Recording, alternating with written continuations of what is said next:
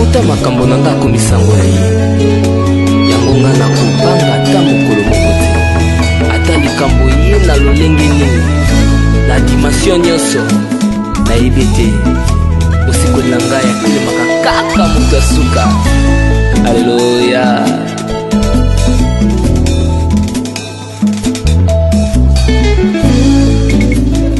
Nayebi asali mosikoli na ngai na likambo na ngai atelema moto asuka banguna na ngai baya ebele kasi mpona Jésus bakopota banzela sango batia mitambo na banzela na ngai kasi mpona Jésus bakozinda bango. Encore une fois de plus nombreux sur votre chaîne YouTube DKM Pro TV, fidèles téléspectateurs, c'est un plaisir pour moi de vous retrouver encore une fois de plus dans le cadre de votre émission Vérité Bosolo. Je remercie tous nos téléspectateurs au bazar à travers le monde.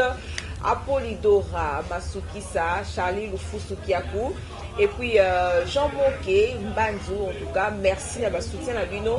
Bozo là qui savent vraiment que Bozo porter du son amitema, Bozo porter des KM Pro amitema, et surtout n'abonnement, n'abonné surtout il y a des KM Pro. Merci beaucoup en tout cas, parce que je sais que message les ont passé, message les ont kobakaka, lien sur Ketindami. Moto azul lien, yé pas au partager lien. Yangwana, ndena lobaka, malembe, tozoko bakaka, pe tokoko makaka. Voilà, encore une fois de plus, bonjour, chers téléspectateurs. J'ai un collègue ici, na plateau Nabiso. Tout un sujet moko o toko lobelango, o boss nanga diye ko salobito lobelango po zaire lingana. Donc, yango toza awa, tozo beta masolo ya ba pasteur. Avant na pasteur témé.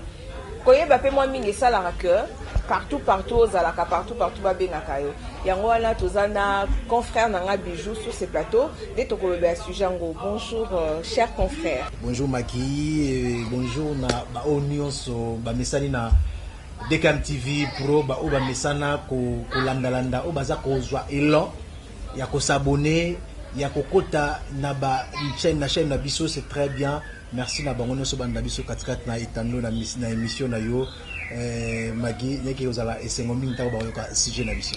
Voilà, le autre rôle la comportement ya ba pasteur.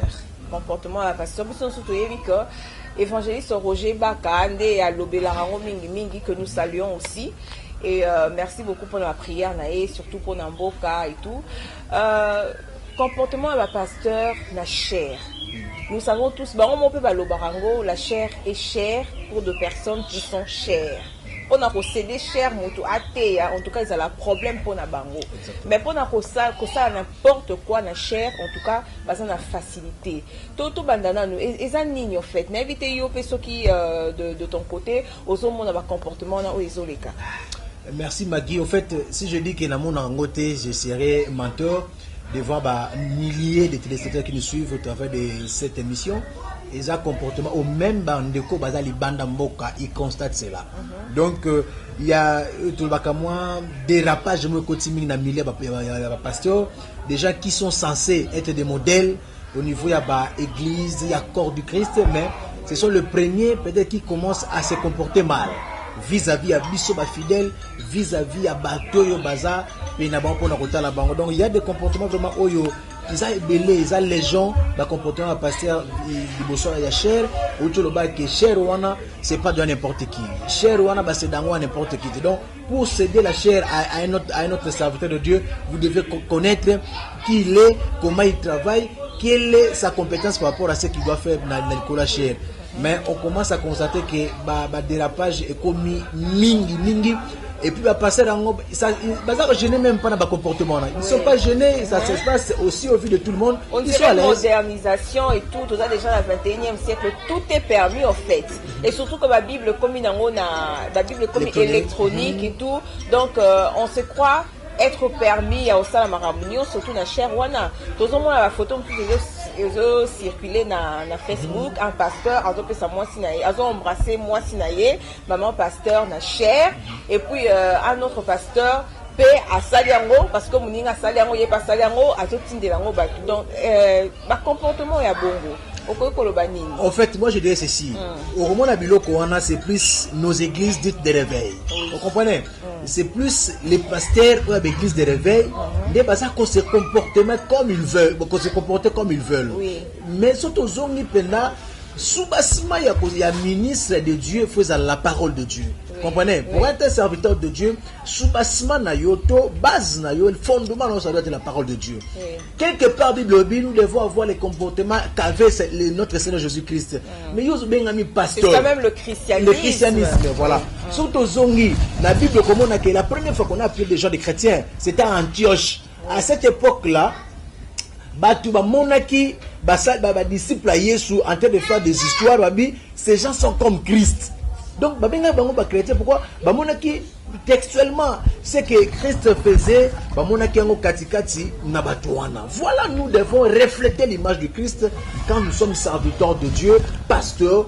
Les gens doivent comprendre réellement tout ça pour véhiculer l'image de Jésus-Christ. Dans le comportement de tous les jours, là où nous vivons, là où nous travaillons, à l'église, dans nos familles respectives, dans nos quartiers, on doit vivre en nous le christianisme. Vous comprenez? Mais ils sont les locaux de pasteur, comme un pasteur de nom, de fonction. Il est pasteur.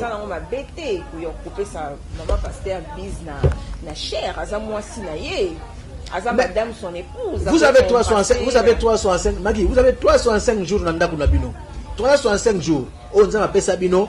Qu'il te il y a 2 heures, 3 heures, tout au plus, 3 heures à Pamba. Donc, surtout si vous avez 21 heures, il y a ensemble qu'on fait ça à Makamboua. Pourquoi un homme de Dieu, des grands renommés, à Koko, il y a, la bêtise en Nengwana, qu'on embrasser sa femme légitime. Et bon, bêtise nini. Exact bêtise, peut-être qu'à Zoté, à l'objet, passage Marie aimez vos femmes.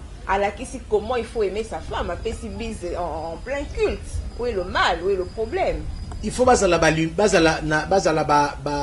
exemplaire, modèle. Comprenez? Ce qui est cher, où est censé côté ya malo banzambe. Est censé qu'on la kisabiso Christ et comme il a ngo esika oyo, pasteur de l'église peut prendre sa femme. Pour y avoir un exemple moko à rapport avec les copés ça va bise na cher. Moi je dis que ngai na bom na ninga na zabo na nena ibe makomanzambe. Cette église là je pars plus, je quitte l'église. Comprenez? C'est un comportement qui frise même la personnalité humaine. Comprenez? C'est un comportement. Il y a des dépravation de mœurs. Vous comprenez? Même à l'église, nous devons former les gens dans ma communionso.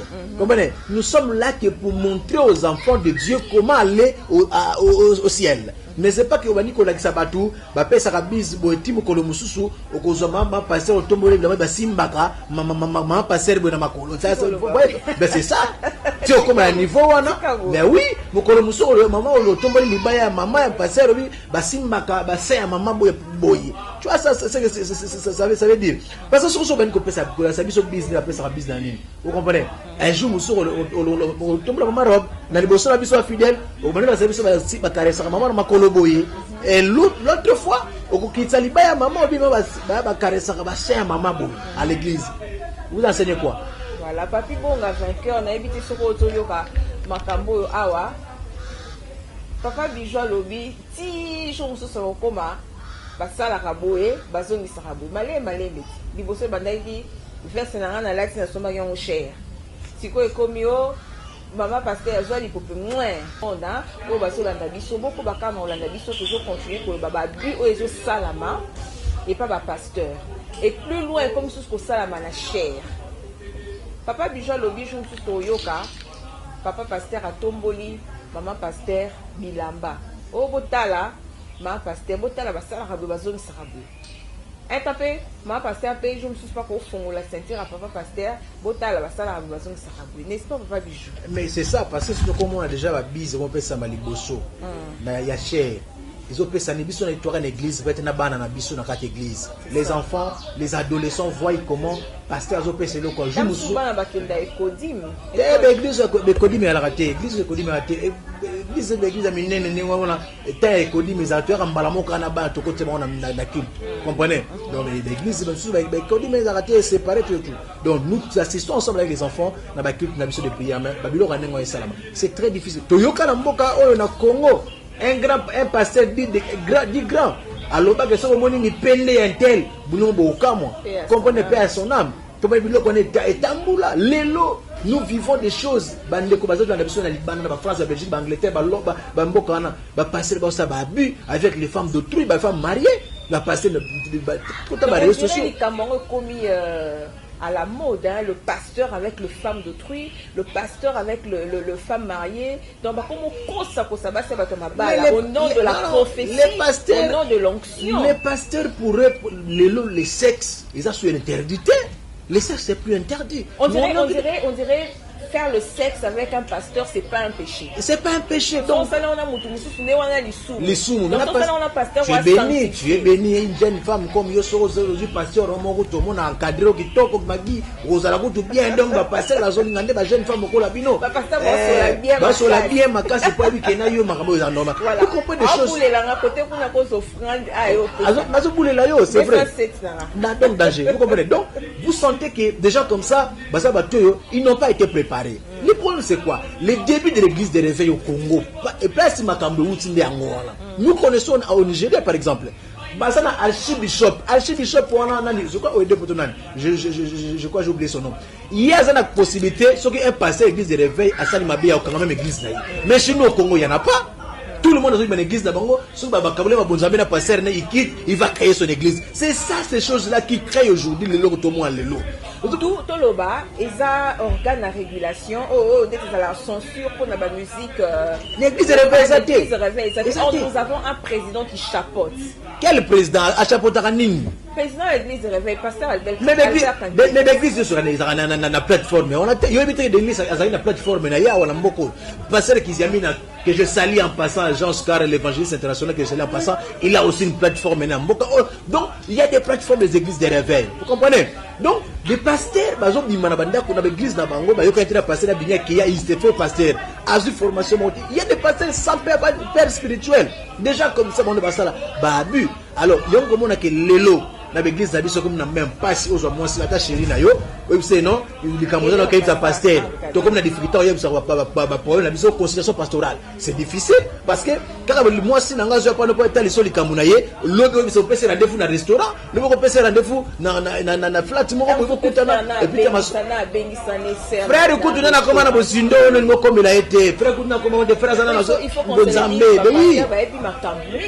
mais ils connaissent la vie de tout le monde dans l'église parce qu'ils nous disent que quand vous avez un problème, venez me dire tout ça et puis tout le monde ensemble. Vous comprenez? En tant que frère, que Magui, chez nous, ensemble, tout comme Matina Souka Mokonde, ensemble, mais pasteur, il y a déviation, Beleti. A BBC mon amutu, moni mon a communauté, rendez-vous on a sauté, pasteur aboyi, pasteur. Donc tout ça passe sur la BBC les morale. Pasteur ba comment repasser ba pasteur. Ngana bi li solo mo boleki na commune ya Selemba ou mobali a beti mon ciné pourquoi parce que moi s'il fallait que les wenze moi c'est qu'une église kuna a kene ko repasser par pasteur ba chemise. Ça la makam. Donc liba le koti mbutu koti mabe koti na liba le bébé bonga kaka po maman ake ko repasser na ye pasteur ba chemise.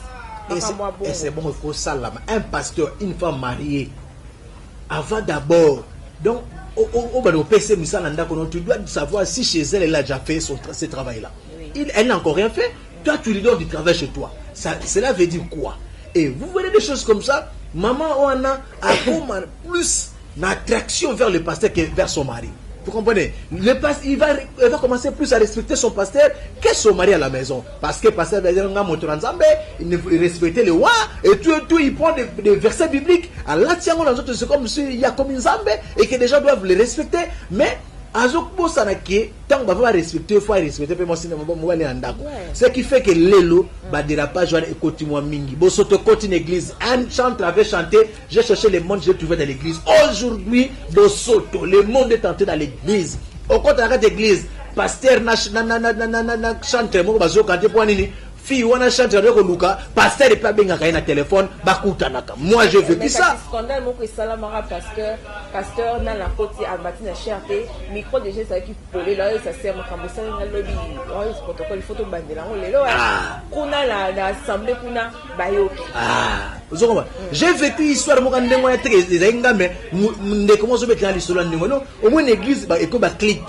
ba clique passer so ba tunaye moko boye a coopérer na bango ba pire petit na ye ba comment que consulter ba sero a pembele ko pour l'église na so na dette yo boye c'est bon déjà na point belé ko ta pasteur ozo ni makambo ezala ba sera mundu potentiel donc ba sera mundu ba na mo difficulté na minute ba na mo de chance yango do ça l'effort pena les boss de quand même yo bikane a Dieu ko si yo mo ni ko ta ba c'était zalaka ni makambo donc yango yo donc déjà nous yo ça déjà l'église soko yemu kwa liboso bako comme so bamoko caissier pour passer la ko ya mombala mo même tant ya ko teko ko passer atinda merci mutu ne secrétaire de la penda qui sont là au tesser mo kayo na ya pembe bon voilà déjà le départ a été biaisé alors la conclusion sera toujours biaisée et on a que l'église puissance c'est l'église a sauté les gens viennent malades ils sortent malades les gens viennent envoûtés ils sortent toujours envoûtés parce que mon livre aux sous l'église la chair commence à primer liboso l'église au lieu que mon livre ça la plus ta l'église yango l'église remika aromboka oyo aussi nos églises ba pasteurs étaient sérieux les Congo n'allait pas arriver dans ma porte comme nous parce que les pasteurs sont divisés et la plupart des pasteurs ont déjà été vomis par Dieu ça je te le dis ba pasteur de Benza ba bango soki na mboko Nzambe ça je te dis Nzambe ça tika bango kala ba comme ça la kana ba makasi ya nzoto. Et puis le kola ba yebaka bango banaka ba pasteur ça yete le pasteur sur la Congo ba soute ba kenda ba bakima ba ina fa na mboka mususu pour na mboka église yango et tira sur 20 personnes et ça va sur impact escroquerie ba jako ko yebaka maman tuna maman bon ba kenda Dubaï na kat église il veut toujours savoir ba dima minene et pandi l'église la parole de Dieu mais moi je crois que tout cela a été dit par là dans la Bible là dans les derniers jours makambo foya ba to abandonner kondima. Mais passer à solo pe bazali. Pendant que nous disons cela, il y a aussi les vrais serviteurs de Dieu qui sont encore là, qui continuent à perdre les brebis de Dieu, qui continuent à encadrer l'église de Dieu en attendant le retour du Christ. Ils sont là. Mais la majeure partie, ma soeur Maggie, et ça prend basali bali kablo na bango et comme bali bumu na bango. Comment voulez-vous un pasteur avec ta retraite na flat? Là où il va sortir, va entrer contre belé, passer la côte. Je t'ai dit, j'ai vu un pasteur, n'a qu'à ça la mission, mon a ta flat, mon avis n'a venez. Mais Yobi Kandemo, la femme n'a ta flat, on est dans la retraite. Ah, vieux. On n'a pas vu qu'à faire non, Magambo est à beauté. Il faut t'aller. Mais Bob Magambo. C'est comme Bob, il faut le balancer bien. Mais il faut voir la flat, wana. Bah, tu vas voir la pasteur, va visiter ton araha. Et ça va catégorie beaucoup.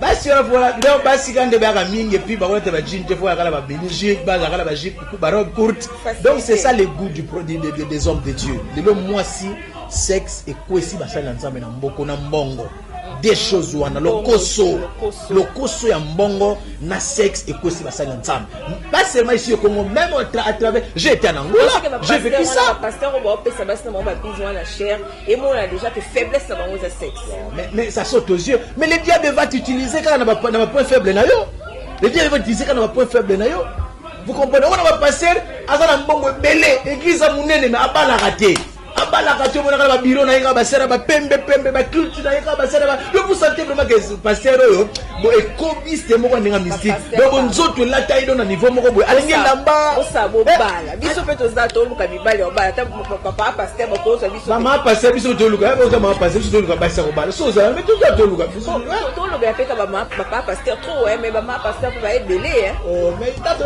pasteur to ba to ta pasteur mo zombali donc moi ya ba si pe o ba se comporter ndinga bazali ba bêtise belé vous comprenez j'ai vu des pasteurs moi na bata uti na ndako pasteur ça bandi ko faire la volonté moi na batuna na balate mais elle est en train de voter pour azwa ki mokumba pasteur papa maman ba réseaux sociaux aider bande ko belé maman j'ai vu na Canada na Belgique na France pasteur ba kuta flagrance na mera batu zo sala système ndenge ezala kaka et puis pendant nzamba limbisa biso pendant l'église il faut makambo bonzambe songa pena makasi bonzambe faut songa makasi magi soki bonzambe zate matro Congo.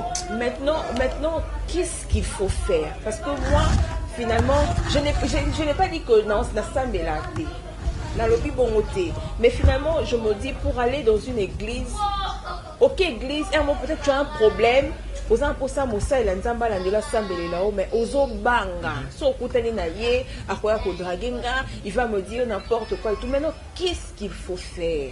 Qu'est-ce qu'il faut faire? Entre temps mpe nzala ekoti na mboka recours na biso ezaka ya prière siko tosala nini, comment faire, comment distinguer l'église wana l'État quand il a vu sur l'église, qu'est-ce qu'il faut faire? Entre-temps, nous avons un président de l'église. C'est vrai que la plateforme...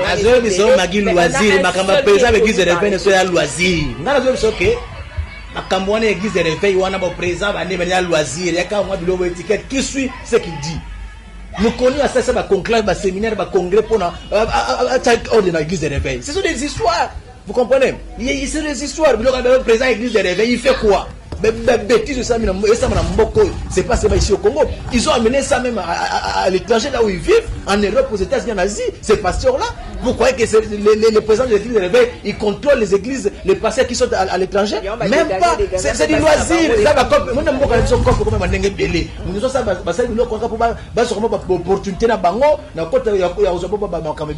Mais moi, je dis ceci. Magui, j'avais dit ça tantôt.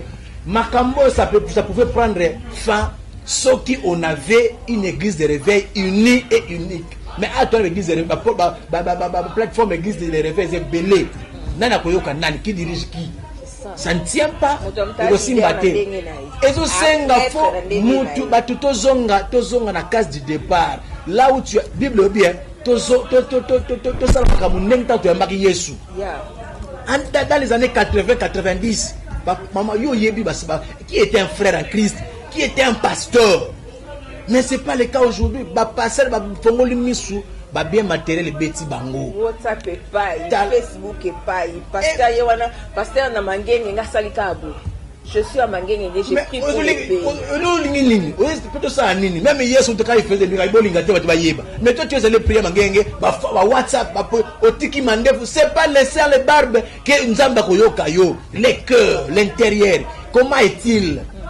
C'est comme ça qu'il faut voir les choses. Donc moi je crois, les pasteurs dits des grands pasteurs de ce pays, bazonga na bazaba kanisa ba 80 tant ba yambaka ba Yesu bazaka ndenge nini. Mais il n'avait pas encore de véhicules. Tant bazonga ba pasteur que ba visa té. Tant bazana na ba groupe de prière bazonga. Je cite le vieux Mutombo. Je cite Sonika Kafuta.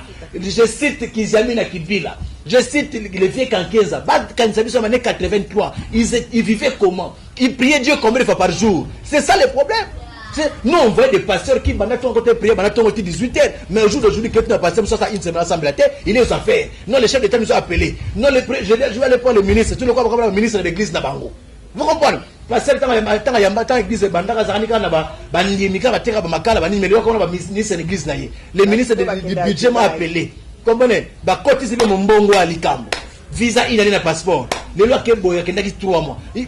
Tu crois que là où ils sont pas prier? Non! Il y a des pasteurs qui sont même vendeurs de diamants. Mais Bazali! Bazali, nakotanga bango!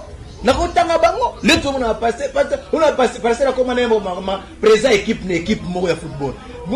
Quand il passé la joie tama. Comment en football biso beta ba te ma football hein? Football bo beta balé, to melaka ba vitamine, mai ba che vitamine de la vitamine. Er mo kota suka fo boti na ke tsika côté mo problème zo pour na chabi. Ma comme c'est ben la kata ma mais ne toi pasteur tu te fous dans ces histoires là quand tu auras prié Dieu. C'est ça le problème de l'église du Congo, l'église des réveils. Comprenez? C'est l'église qui jeûne en fait, mais le pasteur il a la grâce présidentielle. Pasteur Matam est belé, on a jeûné, pasteur, donc, quel est le bureau pasteur? On a un frigo. Donc tu sais que pasteur le pénal, donc il est pénal, donc ça bosse, Babylon que belé sa tikango. Comprenez? Bilo belé sa tikango. Rita Efo Mikosi, la maman de 3 princes, Ozoka Makambo. Makambo kutu Noela Luabala, Alinga Kango kutu te. Na Paris kuna akendana ya kenda l'église sabi les aventuriers, ba na on va aventurier. Dans l'église Kofi. Mon église Kofi. Une âme perdue. Bible le bana biso, Dieu les a établis comme des sentinelles. Ceux qui battu ba bungi makila na bango nzamba ko tsenga ngona ba passe ba sala nzamba a établi ça comme des sentinelles. Chers serviteurs de pasteurs, revenez à Dieu. Je vous dis, pensez en 1986 comment vous conduisez. Quelle a été votre conduite? Aujourd'hui nous sommes en 2018, 32 ans après par exemple. Comment vous avez eu à vous changer comme ça? À cause de l'argent, à cause du sexe. à cause des véhicules, des biens matériels. Ça va passer, tout passera, mon frère serviteur de Dieu, pasteur. C'est ça que je disais, Magui. Au Moni Makambo, je salue le docteur Emmanuel Kama depuis Bruxelles. Yaïb Makambo, vraiment, c'est un père qui est resté encore dans la sainte doctrine. L'évangile qu'ils avaient dans Kibila. Vraiment, si ton Dieu est mort, essaye le mien. Vraiment, il fait son travail. C'est un évangéliste. Il fait passer l'anga beti na gas. Mais il y a koyo kana nengeni ya. Moni bato ba moyo kona bato baza ba aventurier. Bato ba lingi ba mona bango. Tu as papa, si c'est ça yo tombe on nzambe nem ta kopesa OK. Mais yo linga ba yeba ka yo TV matin midi soir. Donc linga ba mona ke yo. Comment voulez-vous passer linga? Yo mona sou passer na ba mitu kama be. Papa ça pas makolo baza souté hein. Ah, makolo. Lipamboli a serre à bénité. Et bon lipamboli il faut on dirait l'été il y a repentance. En tout cas paix à son âme le pasteur Jacques Vernet. Repentez-vous. Bisoba dans la borne les acquis pasteur ce qu'on le va repentez-vous. Il pleure. Au cas son âme qui pleure. Il azolé la repentez-vous. Maté à repentance ça bénit. Bah on la Bible. Écoutez la Bible comme ba verset sur la repentance la Bible longwa. Bah verset toi les comme bien aimé je souhaite que tu prospères à tous égards. Tu seras béni. C'est ça.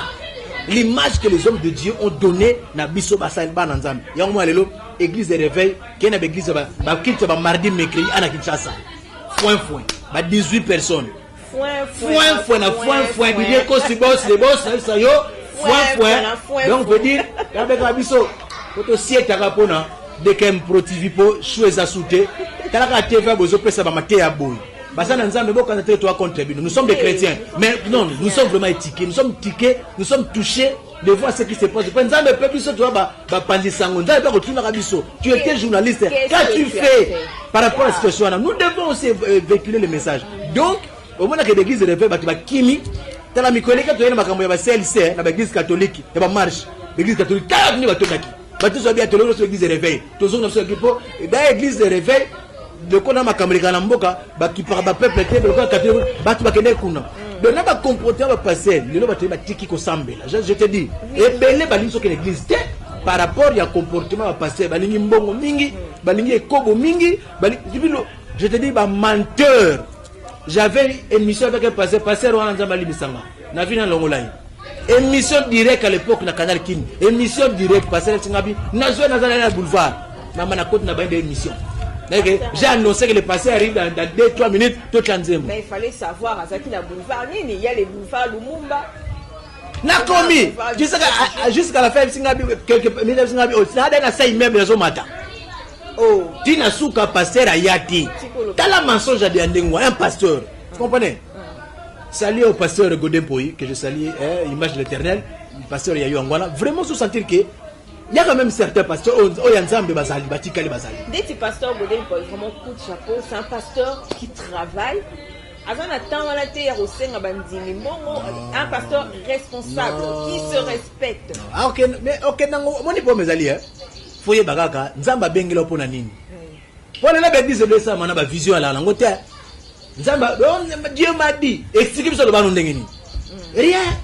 Car si c'est pas le cas de Gouna, donc bah tu es passé d'église vicieuse à thé, mais d'accord l'église moro, il y a tous à la caca et tu as reçu mon ababu et les kebelé. Bah n'ensemble lelo, mon frère Moutaken dans l'église, il est resté le même que quand tu as zani kala mokili. A changé thé, ma comme de changer, mais vie naïe quotidienne, elle est restée la même.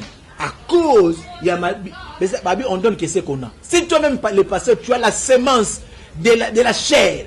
On peut transmettre et comme chair, le kuta, escroquerie, nakati ya vie abana. Le lobby que ma prophète nous soit comme na bazubatu, azubana ye, babu petit na ye. Ba que le contre bandaka ba ya bandimi. Ba so information, ba ye la ye pour le kobenga maman. Na laki na butonga ba singa magi. Webi ke c'est dans où tu as douvé zone de catch. Donc information tinaki batu na ye ba que de cause information ba ye la ye. Bilo kabongo nzamba ya ozo na passer comme kufa. Na maliwa moko ya brisque passer la kufi ba passer la kufa boy na ba age moko yo senga te poni ni mabe eleke koti na église Alors, nous devons parler. Si nous disons cela, revenez à Dieu. Voilà, peut-être que c'est la but, il y a une émission, nous sommes des chrétiens. Vous comprenez? Au moment où pasteur, pasteur et église, les canachens tel, ou église, les canachens tel, tout kana. Et c'est Dieu peut être content de tout cela. Nous avons tous la même mission, c'est d'évangéliser, de peupler le royaume du diable et peupler le royaume des cieux. Comment se fait-il que c'est que vous avez une mission, il y a ça, vous comprenez? Makamu, teka mai, zo mai ya passer a commencé à commettre mai dans l'église. Ba teka na ba jus. Ba jus. Joana net le sang de Jésus. Dès que tu vas oh to kokana biso vraiment tena ba bonzo ça qui a autant. Qui a autant de ba vente aux enchères. La mission mais na yebisio ba teka huile d'onction aux enchères. So ça na mbongo te, mo na dimanche bona na yamna abungisa ifesa que l'église natali elote. À l'église te. Alors que l'église pas kuna tango bandu benga koto yo na zana nini? Koto na zana $50 yaza na ngote. Il est frustré ayoki soni la prochaine par biso na mbongo te na l'église te. Comprenez ça? Donc tout ça ce sont des choses qui ont été concoctées par les pasteurs pour s'enrichir. Comprenez? Mon pasteur il y a mbongo belé, tu as des avions, il y a des pasteurs qui ont des avions. Ba pasteur il a des diamants, mais tu as des collaborateurs na. C'est ça. Quelle est l'entreprise ou à ça là où tu as les foutre à battre? Je te dis, Magui, je te dis, quelle est l'entreprise ou pasteur ba kolo entreprise ou ana, tu as le salaire ba travailler na bango, oyo ka mawa. Il y a même des pasteurs. Quand tu as la chaîne de télévision oyo ba pasteur je te dis, quand tu as la chaîne de télévision ba pasteur, au comment on a salaire ba travailler na $40.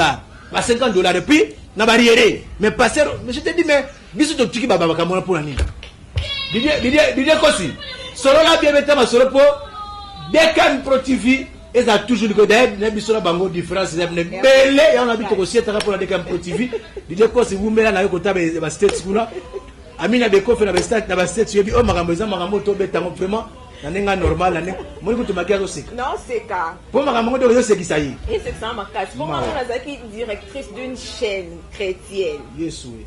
Mais j'étais payé. Yes oui. Yes. Comprenez que j'étais payé. Yes oui. Hein? Ba neveu ba nièce ba bika que tantine ma gars sala. Ba ko yino na famille ko yina yo bi aza maboko makasi aza mo conseiller chani ba ko yina yo et puis makambo oyaka na kabo okabakate or bang ba bi réalité à TV on a té ba sal na nzambe bang ba linka ba zwaka ba pesa ka bango ils ont du mal à partager avec les autres. Mon dit pas hier aza un problème avec pas pasteur. Les pasteurs ont trouvé des solutions. Maman, prenons le cas. Na moni pasteur mo mikola mboka comme ça biloko wana muta kozala na en tout cas je na pesa ta mbote na ibite soka za bon azaka pasteur wabengi walesa pasteur walesa na moni bato mo mutaina po mandaku abengi bato waza na mbongo kangisila ye bo pesa ye. Je respecte beaucoup ses papas Kabunzi Walesa. J'ai eu à présenter une émission avec lui, en tout cas respect. Tout le monde qui ndenga azaki vraiment même motivé na matin à pasteur Blaise Toko 2 ans aujourd'hui, en tout cas respect au pasteur Kabunzi Walesa. Pasteur wana na mona ngamo na tala ba image ya moko mona o mo nimene kambo ya ndako azan garantie combien $800. Bon, 8 personnes église bana 100 pesa muto. C'est comme ça. Mais yo pasteur mutel yo problème ya moi na minerva ya $30. Auto sambela. Mais tu as des millions dans ndako na auto sambela. Ça c'est quel genre de pasteur là? Non. Ba pasteur bolimbisa. Vraiment ça la rapace. Ngala kana mundi moko ça nga passe abe na kat église. Là ici pasteur frère Abeli partout que non hôpital. Pasteur ya question pasteur. Ah frère. Acheki mabonza combien? Donc tant que pasteur pas sunga mutu, aza ko se référer mabonza au frère Wachaki. Quel est l'esprit ya pasteur vis-à-vis à Bandimi? Ils doivent être des modèles, ils doivent être des exemples au biso photo la namagi. Vous comprenez? Yango zomo lelo batu passe koti makazi parce que soko zo pesa te bilobi c'est lui qui donne comme rabozu mingi. Sozo kanga mingi ozo s'appauvrir. Siko biso tema motema ba pasteur eleki batu akabi kokoma ba chiche, ils veulent pas donner. Avec ça on appelle ça des pasteurs. Vous comprenez? Pasteur qui le bien na carte, le bien son big jeep. Nakata cher quand j'étais en Égypte. Donc m'ba en Égypte, le remet dans ma Égypte. J'étais logé dans un hôtel 3 étoiles. Finalement, à 10 minutes, il y a côté à l'île Banzambe, 50 surtout parce que l'éducation est à 1 heure. 50 surtout il parle de j'étais à Kansas, j'étais à Chicago, j'étais même avec votre boss. Vous voyez? Donc il y a quelqu'un qui est venu me donner une Jeep. Donc matin nous sommes quelqu'un m'a béni avec $10,000. $10,000. Mais $10,000 bon église au sombi nini pour tous en rama ba to chapeau to chabatol $10,000 yo chenini et l'autre. Donc, en fait, le problème, c'est que le pasteur, il a la vision. C'est quoi, provision, ce sont les fidèles qui ça, c'est méconnaître la parole de Dieu. Il y a pas passer rebelle. Moi, j'ai pris pour vous. Le reste, c'est vous qui devez le faire. Il y a un moment, je suis naïf, ça coûte chaque fois. Na sitake na pamba tele passer les évangiles qui examinent Kibila. Asomba 12 parcelles pour l'église ni moza locataire. Je te dis, tokozwa kamera toke ngo ba 12 parcelles na kisasa na Kongwawa na kombo ya église na kombo ya yete. Il y a aussi le pasteur mais yemo juste la pasteur qui achète les asomba rapport des. Mais pasteur qui examine yemo tu le locataire. Vous comprenez? Il a un locataire, mais il a 12 pasteurs achetés pour l'église. Des pasteurs comme ça, quand même, mais il y a pasteur l'église, ils sont pas goûtés, ils ont un immeuble à 4 niveaux. Ah, papa, il y a la Guinée. Voilà, nous avons aussi un concert ici, Christian Unity Celebration 2018. Donc, ça sera le 4 août avec le frère Mike Kalambai, ça sera à Washington. Donc, Boya Ebele, il y aura aussi le frère Eric Mukebo, le frère Patrick Seraya, les frères Lucien Kabeya, la sœur Marli Yalala, le frère Provi Kamana et la sœur Maman Aimé Lubinga. En tout cas, des gros bisous à Maman Aimé Lubinga qui nous suit aussi sûrement. Le frère Mike Kalambai sera à Washington. Pour une célébration. Ça sera le 4 août 2018. En tout cas, vous allez Ebele, équipe, il y a 2 KM propres à Washington. Et puis, j'annonce aussi une grande marche de santé avec Sympathies House. Ça sera le 28 juillet de cette année même. $10, aux endroits à t-shirt, aux endroits à maille, aux endroits à payer à consommation. On les a à Chicago. On les a à la Kinshasa. Le 28 juillet, ça sera ici à Kinshasa avec Sympathies House. Et cette marche a une particularité. Ils ont pour un dépistage à malaria. Ils ont gratuitement dépistage à malaria. Et puis traitement, ils ont gratuit. Donc, comme il y a une émission la biso, Papa Bijou. J'espère que Bolandi biso bo sepeli na tranche na biso tolobela qui va comportement bali coupe comme couper ça na chair Pepe Jadi Matebo, de bonnes choses à toi. Rigen Lokaso Loajola, de bonnes choses. Le président Dodo Kukelemena, le représentant de Palo aux États-Unis aussi, de grandes choses à vous. Nous arrivons à la fin de notre émission. J'espère que vous avez un dernier mot à Koloba, un dernier conseil par rapport à ce que nous venons de dire. Bon, les pasteurs, on vous aime beaucoup. Nous sommes vos fidèles à vos églises. Mais parfois, vos comportements frisent l'esprit humain. Oui. Et voilà pourquoi, en tant que journaliste, nous ne pouvons pas rester bouche bée. Nous devons quand même dénoncer cela pour que vous puissiez revenir dans le bon sens, revenir là où vous étiez quand vous avez reçu les Seigneurs. Pour terminer, je salue comme ça Gimbodi, garde-robe électronique depuis Paris, préfet à l'Emiro. Je salue comme ça Blaise Fumu Mazaren de Koya Wadon Kofa de Paris. Je salue Asitou Menguino, la dame de Lausanne depuis Suisse, sans oublier celle qu'on appelle Amina Bekofe Perso depuis les États-Unis. Voilà, nous sommes arrivés à la fin de notre émission. Merci beaucoup à toi, Bob. Sakadika, le gars réel. Sakadika, Beska. En tout cas, abonnez-vous. Abonnez-vous sur votre chaîne DKM Pro TV. Abonnement à Binoesa. Tokosieta pour la DKM Pro TV. Tokosieta pour l'équipe de la musique. Et puis professionnalisme, il y a grave. Danger. Dégâts. Il n'y a pas à dire. Voilà. Donc, il n'y a pas à dire quoi. Gros bisous Nabino. On va se retrouver prochainement avec un nouvel invité. Tolingi Bino Ming, pasteur. Nous vous aimons beaucoup, mais. Au revoir.